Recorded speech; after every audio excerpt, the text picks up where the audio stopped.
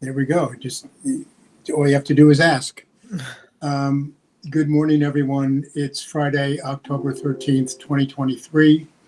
This is a meeting of the Weston Board of Education Financial Facilities and Operations Committee. Actually, the first item is not on the agenda, which is to thank Melissa. This is your last Financial Facilities and Operations Committee meeting. That it is. That it is. And you say that with great glee. No, I'll be back as a member of the public here and there. Maybe we'll see. Well, I just want to thank you. It's been you've been terrific in this transition for myself, and obviously you have been just a terrific member of the Board of Education. And so this will be the first of many thank yous. But thank you. Thanks, Steve. I appreciate that. Thank you, Melissa, for everything as well. It's been a pleasure. Thank you, Phil. Did you get the coffee mug? A little going away coffee mug yet? Oh, I thought I sent it to you. Yeah. What do they say? It's in the mail? Yeah. Coffee mug. So the first item on the agenda is an update of facilities and ground maintenance. Mike? Excellent. And thank you, Melissa. It's been a pleasure. Thanks, Mike. All right, small update. I think the start of school went really well. We're in a part of the season now when we're just transitioning from a little bit of heat in the morning, a little bit of cooling in the afternoon. But other than that, I think everything went really well. We've had a couple breakdowns. We had our Dectron unit, which is the unit that feeds the pool, went down last week, early last week. Pretty serious breakdown. We had 3 companies come in. I think the last company got in here last Friday, started giving us pricing for the repair. So we should know a little bit more. I'm hoping by today, if not the latest I'll know is on Monday. One of the bearings broke. So the whole, and it's a big unit, large shaft, 2-inch diameter steel. So it's a big, heavy unit, and it jumped and it did a little bit more damage inside. Luckily, we have some of our older units that have been offline for the last 5-6+ years that we were able to get on just to give a little bit more heat and fresh air into the pool. So we're limping along. We're at a good part of the year where it's not really going to hurt us. It looks like no matter who we go with, parts are going to be about a 12 to 14 week lead time. So hopes are by the time we get to dead of winter, we'll have this unit repaired. What does it do? The Dectron unit is the heating, cooling, dehumidification for the pool. It's strictly to the pool. It does nothing else. It has the abilities to heat the space, dehumidify the space, cool the space, heat the water temperature. It's the brain of the pool with all the cooling and heating. And what do you think the cost of it's going to be? It could be anywhere $15,000-$25,000 from what I'm seeing as the start of it.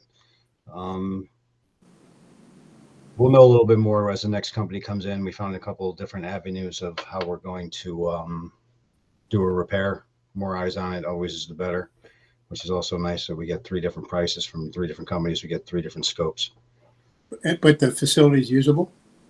Facility is usable because we had those older units that were not so much that we decommissioned them. We just didn't have to use them when we had the Dectron unit on.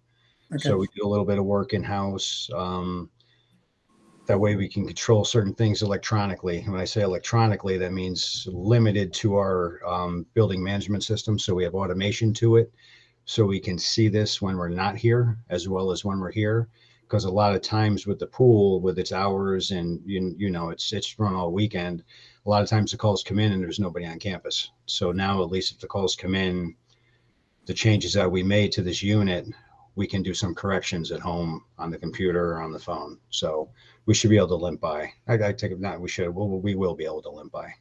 Okay. Thanks. Sure.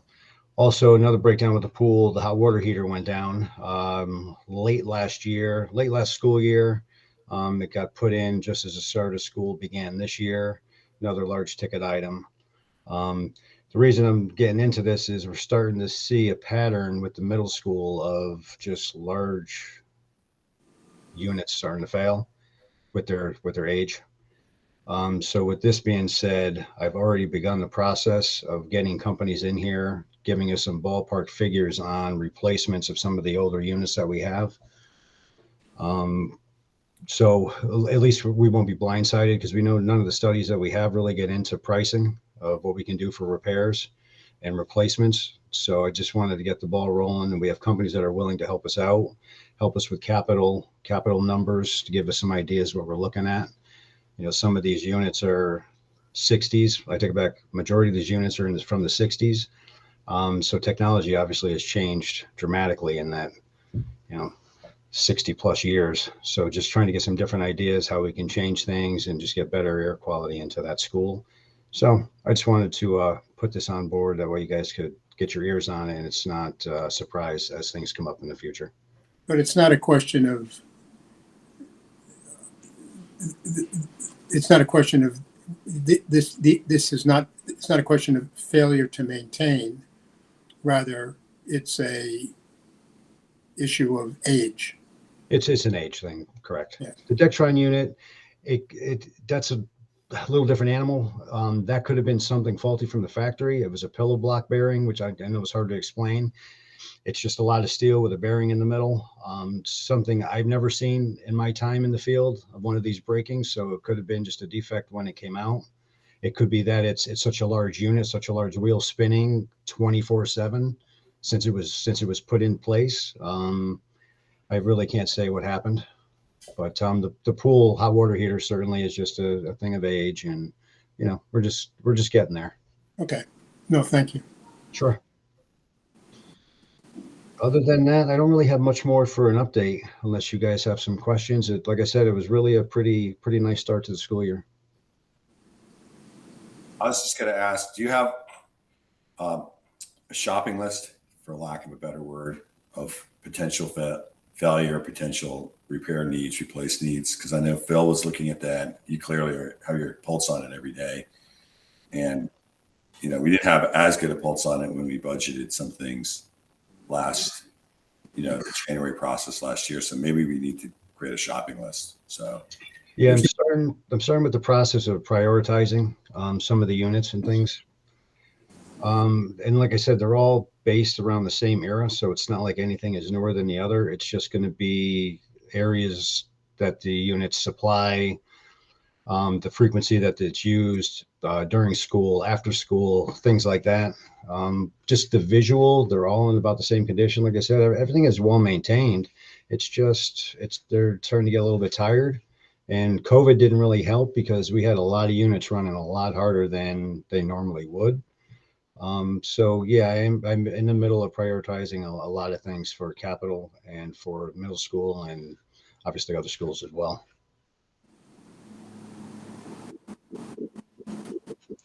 Is that what you meant by shopping list, Peter? Or were you? Yeah. I think I think it's probably overdue to have the accounting of all this. But I agree. We all bear down a little bit of time, although we try to maintain ourselves, right? So, yeah. I mean, I've been on this Quixote quest to really look at this, but I think this is probably the trigger now to bear down on it a bit. And the timing is good, so we look forward to seeing your accounting of really what we need to do right in the short term, in the near term. That'd be great. Thanks. You bet. Melissa, any? No, I just thought, the same thing as Peter, just trying to think ahead to the Educational Optimization Committee and making sure they have the data they need. That's it. Absolutely. Okay. Number 2 is the discussion on the resurfacing of the track. Okay. So we're really narrowing it down now. We're getting down there. A little bit of legwork. We did quite a bit. Phil did a great job yesterday with ATT, one of our companies that we're looking into having this done. So we got 3 prices for everything. We have a price. I'll just go the numbers with you. We have a price total for $717 and change from one company, $650 and change from another, $718,000 change from another. We had 600,000 budgeted for the project, which would have been more than enough for just the track resurfacing. But as we got into this, with speaking with the track coaches and Mark Berkowitz, it was just a thought of adding a couple things, changing a couple things that made the track more usable. So these two things are moving a pole vault station outside of the track area itself, and also adding a second long jump to inside the track. That way you can go either direction with wind change. Also, with the pole vault being moved outside, you have more of a front to back or back to front wind change as opposed to a side to side, which is really for athlete safety. One of the major things for this is at this point, they really can't host a multi-team meet, which would be obviously ideal for Weston to be able to host something like that. So with these additions, it was an additional $87,000 or so in whatever the number was. I believe 87,160, let's call it. So with these additions, it put us a touch over. So in a nutshell, the company that we're leaning towards, the total project will be $650,435. So we're just looking for funding. I know Phil was going to start looking into how we can pull this off and how we can advance. But I definitely recommend that we do the changes, do the add-ons. That way we can be more of a future stakeholder in these state meets in-house. And these additions don't infringe upon the playing field in the middle? They do not. What it's going to do is it's going to take it outside the fence to the, I believe, to the south side of the bleachers. Okay. This was something that Matt Medvey, Mark Berkowitz, they all were in favor of the idea just because of what this allows them to do in the future. Okay. So from a cost perspective, I think we just wanted to let the board know that we will be moving forward. We'll be pretty much approving ATT as being the bidder. This was already, the funding was done. It's a capital project, and we'll just pass this on to the town so we can have PO issued.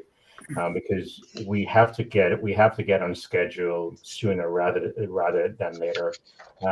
Last year when we started the process, we were pretty much right there and we could not get it done because this is the time where schools are pretty much getting on schedule for the track replacement. In terms of the additional funding, I think we should be able to get this done. One, whether it be via appropriation or making some other kind of transfer within capital. I think either way, we should be able to get this done. But the 600's in the capital forecast for this. So That's correct. It's already approved. Correct. Yeah, it's already been approved. It's already been approved. The only question really is just the funding, the additional funding. Okay.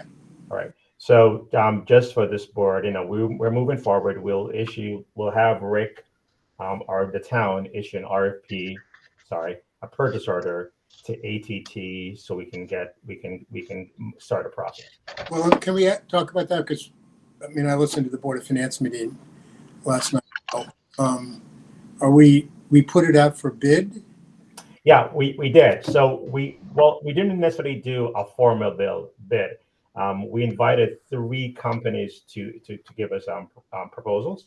Yeah. So we have it's not necessarily a competitive. It's an indirect competitive process. Mm-hmm.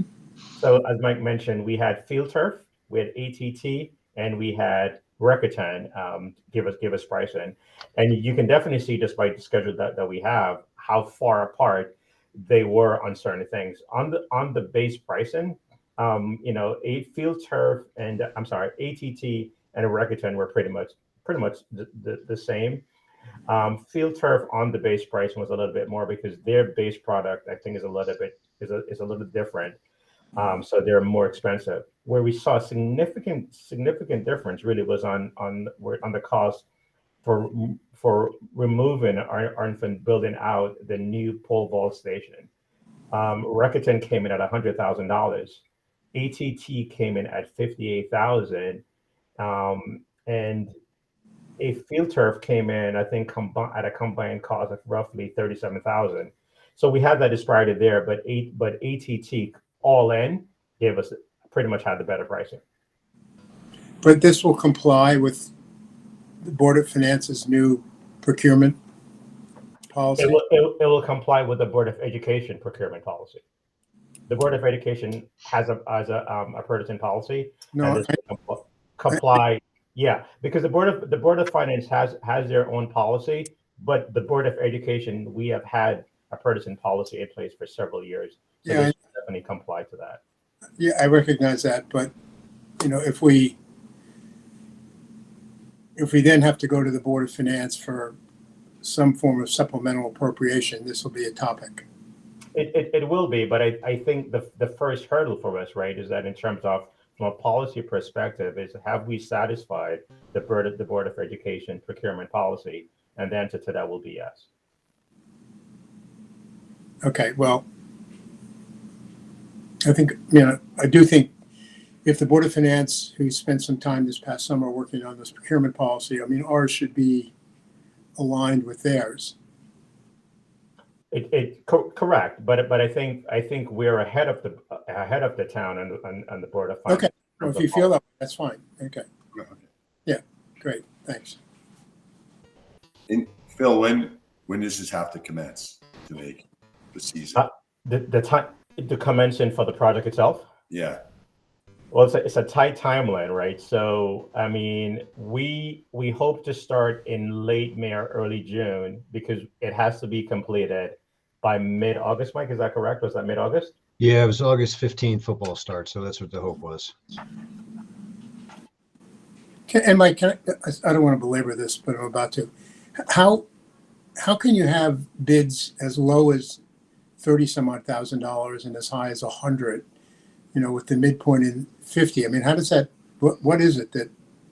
Well, I think different companies do certain amounts of work in-house and they sub out what they don't do in-house, and what gets subbed out, the price changes because they're going to take a percentage of what they're subbing out. Yeah. So we had pricing, like Phil had said, with ATT and Recatan, just the milling and paving, they were pretty close, with Field Turf being almost $100,000 higher than them. And then when the extra projects came in, we had numbers from 160,000 total to 60,000 total. So I believe what's in-house, they can actually keep their pricing down, and what they have to sub out, they're just going to take a percentage on. So the numbers were, I would say total is within about $70,000 in total is the range at the end, the final cost. Okay, thanks. It Yeah. just no, I'm just curious. More curiosity than anything else.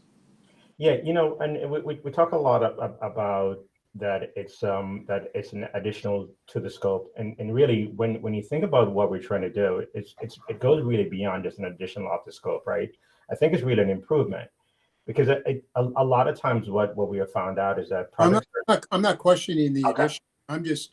I'm always fascinated when one person bids X and someone bids X plus a large number, and I never could quite understand, you know, what did one see that, you know, that another didn't. Yeah, we've sat down with many meetings on this as well, and we've just like you are now, we've pondered the same thing and just we've come to the conclusion. And after definitely speaking on the phone yesterday with gentlemen from ATT, it was what they do in-house, what they don't do in-house really changes pricing. Great. Okay. Well, thank you for that. Are there other questions, Peter, Melissa? Yeah, I was just going to ask again on the timeline. So you've planned this out for work to commence in the spring and to finish in the summer, right?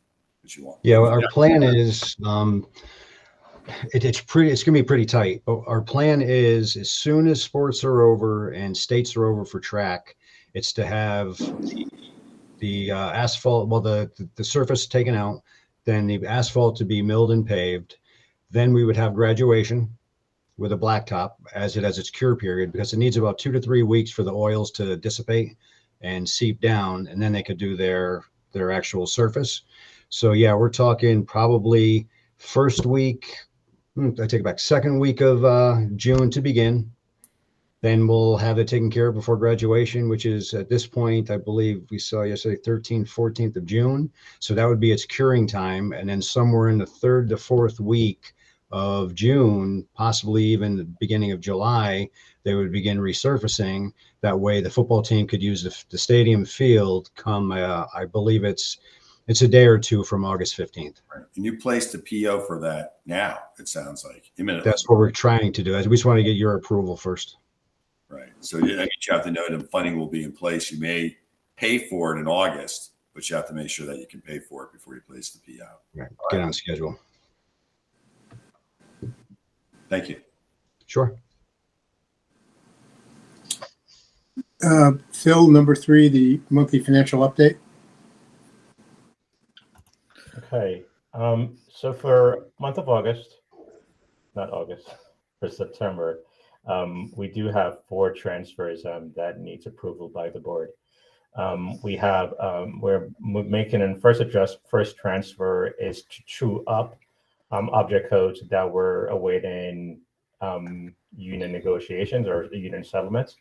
That is for $260,000, and that will go from our salary differential line to the various object codes. For example, nurses, para educators, safety monitors, and custodians.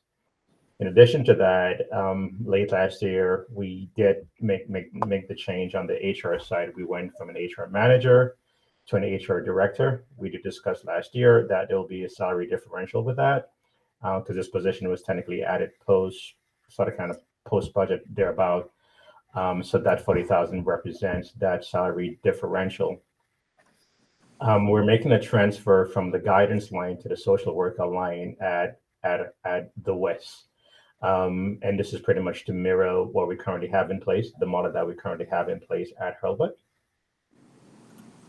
The other change is an academic change, pretty much an allocation also at the West, from talented and gifted to the academic assistant line. And all in, we're looking at $440,528 and $528.98. Of the 2. All in, the total transfers. Okay. Melissa, you have a question? Yeah, I do. Could you explain that last one with the project challenge? Right. So, Lisa, I'm gonna call for help on this one with that change. I'm sorry, I was looking about something That's about safety issue. Can you repeat, please? So this is the change that we're making from the talented and gifted at the West to additional support for academic support. Yeah, so basically in looking at what we're really trying to do is look at people's schedules and to be able to maximize existing staff and what they need to do with their schedules. And there are certain positions that we looked at to see if that we could quite frankly meet the needs of other students.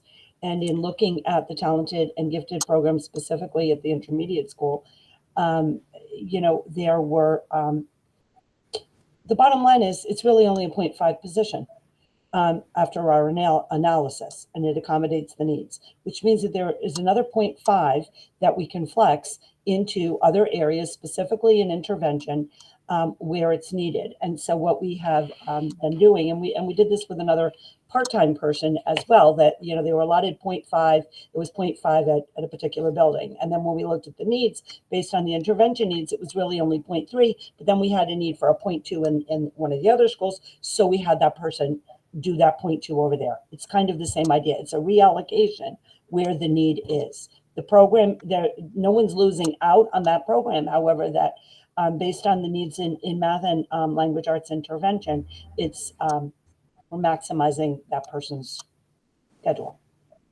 as a full. No, I think that's great. That person's an asset that should be maximized. Yeah, no, it should be. objective. And that's what we're actually looking at. Another situation where we're trying to shift the paradigm of, someone gets their schedule, especially when it's in a particular area. It could be intervention, it could be special ed, some support services. They get their schedule. And then Then we get results. We get testing results. We get qualitative and quantitative data. We look at all of the things, and then we have been making decisions about how to maximize those certified FTEs. So in this particular case, it was quite clear that, there's a piece of the project challenge that the students get direct instruction, and then there is a piece that they get independent work. And so when they do the independent work, I'm probably getting in the weeds, but I think you need to understand, when they do the independent work, if you combine, for example, 4th and 5th grade independent work together, which is still a very manageable number, it's less than 16 students. That independent work, the teacher can service the 16 students in that block. We don't need 2 separate blocks. And then that teacher is now available to, and we're still in the process of tweaking the schedule. We've had 3 meetings because we've gotten all this data. That teacher is now available to effectively address the needs of other students. Yeah, the reason I'm asking is I remember, earlier in my tenure on the board, we had a pull-out kind of method for intervention, and then we switched to more of a push-in That's what method. we're trying.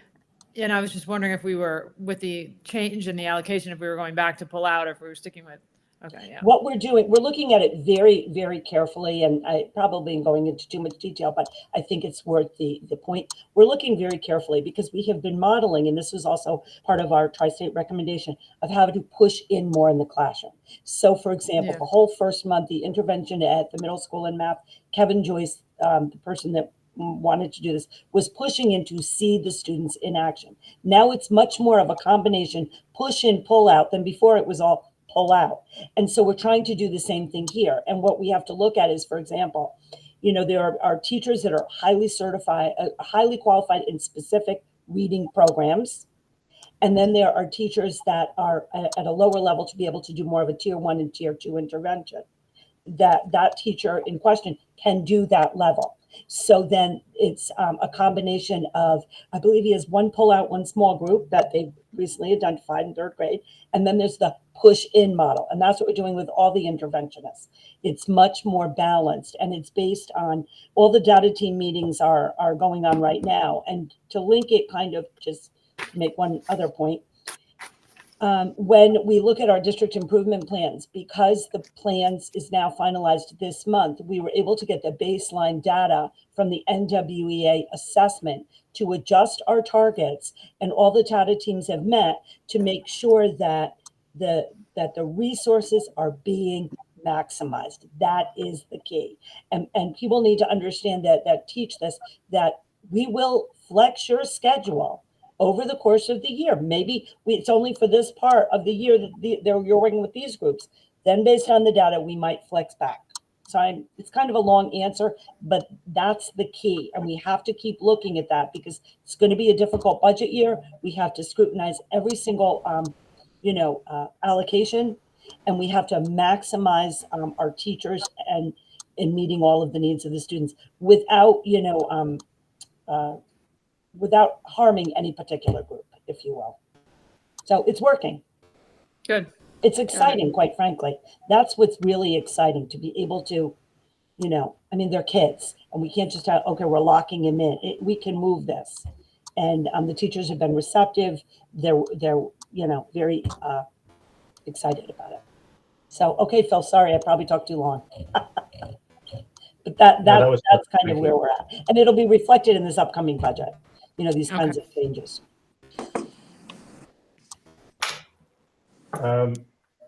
Are we good with the transfers? Any other questions on the transfers? Hi. So on this other changes on salaries, we're showing some favorability on salaries for a few reasons. We have positive net turnover savings.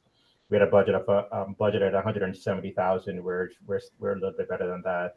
So we have a positive 120, let's say 121,000 net turnover savings, slightly over on degree level change. I may need to fine tune both of these numbers at our next meeting. I'm still looking on some other stuff. Just want to point out 2 things. For our speech and for our behavioral and analyst positions. So we currently have a teacher who's going to be out. So we need to utilize third-party providers for both our behavioral services and also for speech. So those two lines are reflected as a positive change, just under $200,000. So the positive that we have there was going to offset the third party in the contracting services of just over $300,000. So pretty much that is going to be a wash.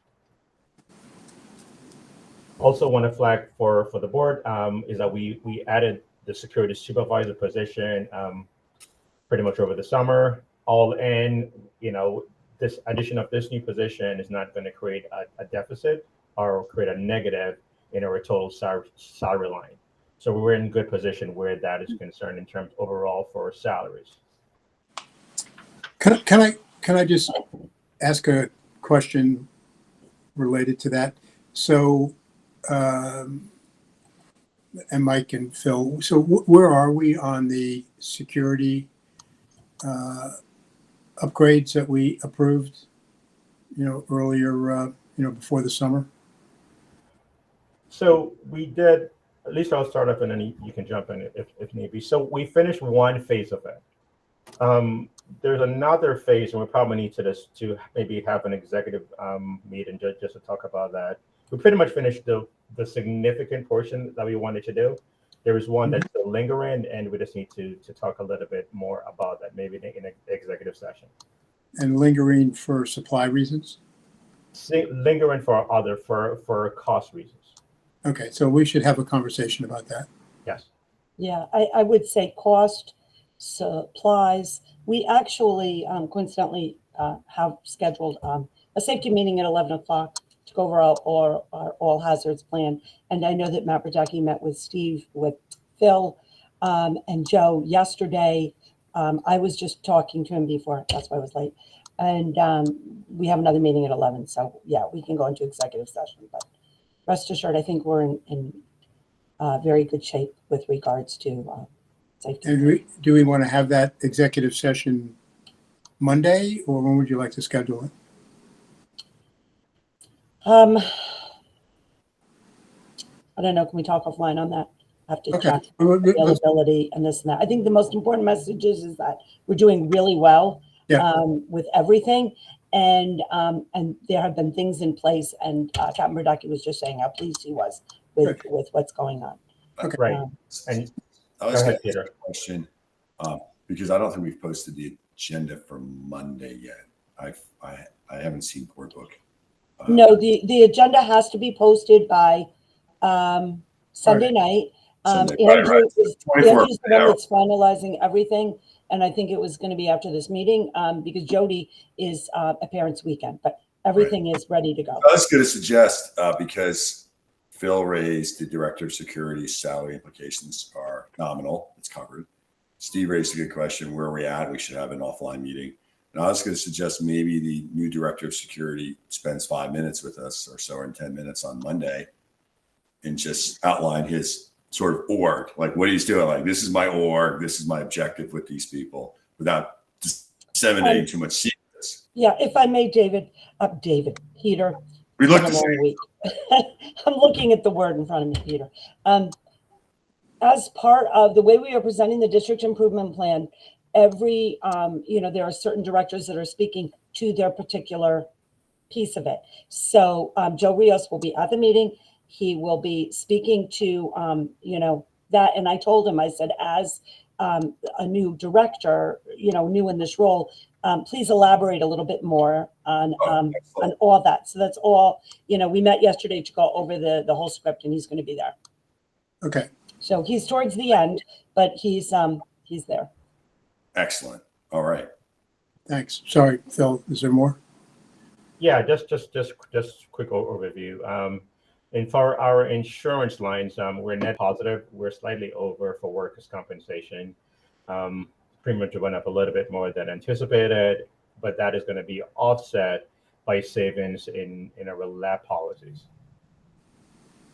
Should also point out that Kerma this is probably the first year that I can remember that Kerma did not issue an equity distribution check. So it didn't affect us in a negative way because we had some other savings in our overall lap. But I did budget for that coming in, but they did not issue any distributions this year. Also want to flag for the committees that we're trying to be slightly over in our regular transportation line. And this is because we do have students attending a program, the regional, let me get this right. The Regional Center for the Arts. Thank you very much. And we are mitigating that and working through it. Phil and I were on a call the other day with CES, so stay tuned. Yeah, it's a possibility that we may be able to adjust it, but again, worst case scenario, we're going to be 43,000 over on this particular on this line. That is it for the financial itself. Dental claims, of course, is trending the way it should. Pretty much how it has been trending over the past 2 years. Questions? Phil, the fiscal year 25 budget calendar, that's just for our, Yeah, No. it's just a draft for you for review and discussion. We're going to present this as well at the meeting. So this is just our first take on it. okay. And do you want to talk about budget assumptions or? Yeah, there's no significant changes with our budget assumptions. We're following from the salary perspective. We're pretty much using whatever the percentage that has been negotiated for all the unions. We're holding steady at a 3.5% increase for supplies and miscellaneous for consumables and services. I think CPI last time I checked, I think when I looked last, it was like 2.8% year over year. We did not, for our budget for 24, we did not assume a high percentage because it was pretty much volatile when we started last year. So we're kind of holding at a 3.5% for consumables and services for next year. And Mike, fuel and energy, is that That's still here. it's contracted out, or are we? Yep, fuel, natural gas and utilities are contracted out. So we have locked in rates for generation, and also for natural gas, we have locked in rate as well. Not as low for natural gas as I would hope, but at least we have some protection there to protect us against the volatility of the market. Okay, thanks. Peter, Melissa, any questions? Number 6, No, I don't have any. Thanks. security grant award results. Yes.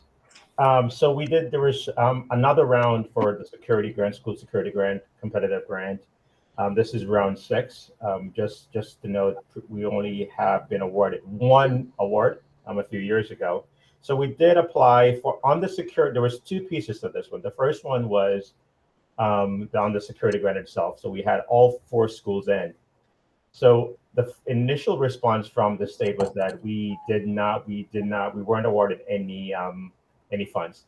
On Wednesday, they did write us and tell us that they are approving funding for the high school and the high school only for the projects that we have outlined.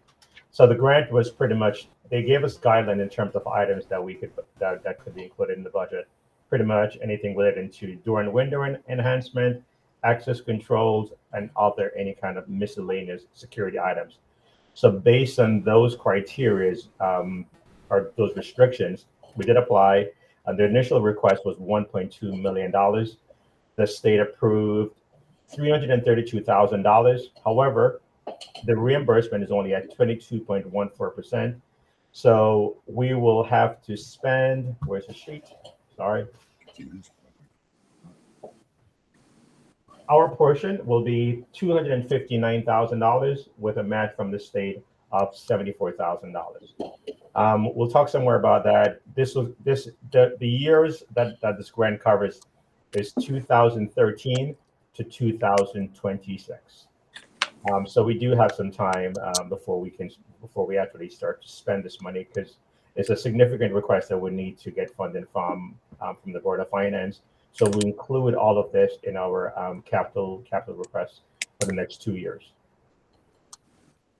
The second round of that's included is what's called the multimedia grant, and the multimedia grant covers anything relating to cameras, radios that has a direct tie-in to the police department. They did approve our total request there, and we requested for the multimedia $157,000. They have approved that with their match being 35,000 round numbers, and our portion being $123,000.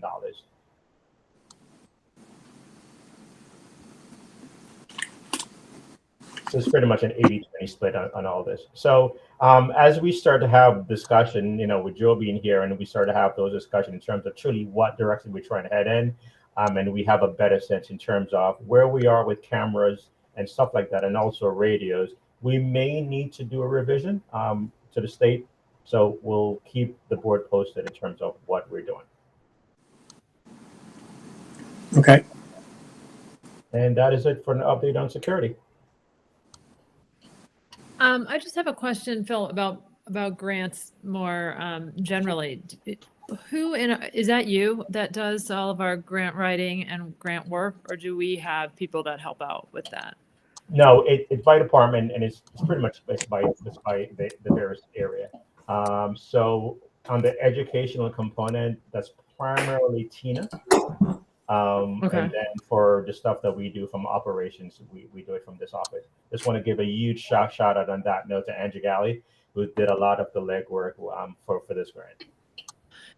No, I mean, I think that's one of the biggest complaints kind of nationwide about grants for schools, right? Is that they're really hard to track down, and then the applications are so burdensome, they're hard to fill out. I was just wondering if you've heard about the Green Lights Grant Initiative, which is a federal nonprofit where they assist school districts in locating grants that are available potentially, and also they have grant writers and people on staff that can help you do the actual work, and it's free. And it's Greenlight. It's Green I'm Lights. making a note. Tina Henkel, this is really her wheelhouse, especially with educational ones. I'll forward it to you. Yeah, have the that's fine. website. I'll make sure she's in the loop. I know there was a grant from the learning piece that she was working on procuring that was very promising. So I just made a note of that, Melissa. But yeah, I mean, Yeah, I think it's just the centralization of it that would be potentially really beneficial. Yep. I'll send you the link, Phil thank you. Thank you. and Lisa. I And just do we have any software that helps us do this? No, most of the on the security grants, they're not necessarily overly burdensome. It's just the restriction that you have a lot of times, and the structure that the state has to award funding. It leaves us. Everything for the state is really driven by their Title I formula, and a lot of times when we apply for these grants, we do not get approved for funding, and if we do, it's so small. Peter, I'm sorry, I cut you off, I think. No, I think actually this is a good discussion. Is there like a master list across departments of identified grants? I can think with Greenlight now, you can actually create this sort of who's responsible for pursuing it and submitting it and what the result was. Because it's, although they're small or relatively small, they add up, right? I mean, why not? Yeah. Right. Why not pursue these with some vigilance? I think if you look at it from education and operations, so everything on the educational component will be driven by Lisa and Tina, and everything on the operations side will be driven pretty much from this office. Does someone hold a list of where we're at with all the? We don't. Tina has a list, and we can look at all the title. There's the grants like Title I and Title III, and all that are reoccurring grants and all of that. Tina has a list of specific educational grants. I think that she's worked on and that we've gotten, and then you would have it if it was related to operations, correct, Phil? Yeah. And security. So I guess it's basically housed in those two places. I mean, we're a small district. We don't have. Like in some districts, they have a dedicated person that does all of the PR and grants, just even neighboring Durgate districts. But We don't have that. We do actively pursue them though. And I can make a note to have Tina, we can share that Yeah, I think it's good. where Just we're at. PR for the communication committee. Sit there and go, we actually do this. This is part Yeah, of I it. made a note, and that's something we can also put out there in the district update. Because I know there's something going on. I just don't want to speak publicly right now about it, but it sounds promising. And again, we're not talking about hundreds of thousands, but to your point, you get $30,000. $30,000 can buy some great resources or support PUD. I mean, the Weston Education Foundation basically is supporting us, and that's a local grant, to do our teacher fellowship program at Sacred Heart University, which led two of our administrators up to see an amazing elementary school up at UConn that's recently been built. It's a totally sustainable school, all of that. So it's like, it was great for the teacher fellowship, and that they also were able to see that, because that's what we need to look at, right? So I made a note. Thank you, Peter.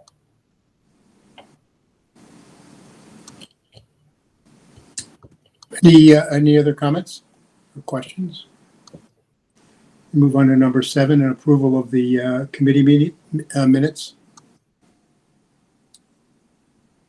Can I have a motion to approve unless people see changes? Do